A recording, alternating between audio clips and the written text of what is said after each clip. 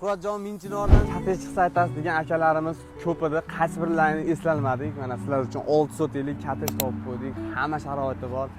Xullas bu yerda gaz, suv, svet muammo yo'q. Kollej mana yo'lda bo'yidagi ushbu kottejimiz ichkarida ham bor. Siz chiqasizlar, bitta taksini to'xtatsalar, sentrga olib borib qo'yadi. Xullas zo'r joy. Ichkarilarni ham ko'ramiz, ketdik. Akalar ko'rib turibsizlar, bu yerda bemalol bitta mashina ham sig'adi. O'sha eski proyektdagi kottejimiz. Xullas, bu tomonimizda alohida hojatxonasi, omborxonalari mavjud. Огородlarni tozalab, chiroq qo'yishgan ekan. Xohlasalar bu yerga naveslar qilib, o'zlaringa moslab chiroyli proyektlar qilsalar ham bo'ladi. Orqa tomondan ochiq joyi bor. Bu yerda akfada shuni to'sib turib, bitta xona qilsalar ham bo'ladi. Bu tomonimizda kotyor xonasi mavjud. Endi bu anchadan beri hech kim unaqa qilgan yo'q, lekin bu yerda aristonlari, xullas hamma yo'q bor.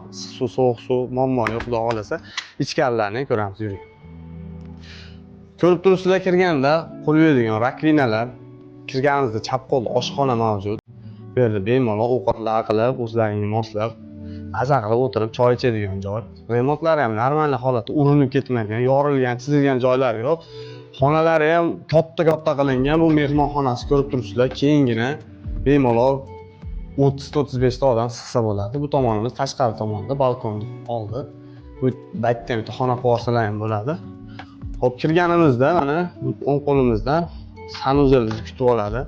Remontlari ham normal holatda olgan odam mazza qilib yashaydi. Xo'p, bu tomonimizda yana 2 ta xona mavjud. Ko'rib turibsizlar, xonalar hozir bekig ekan egalari. Bekitib ketgan ekan. Xullas, bu xonalar ham keng. Dokumentlardan umuman muammo yo'q. Notariy samovarasida o'zimizga telefon qilaverasizlar. Ushbu joyda narxini 60 ming so'ralyapti.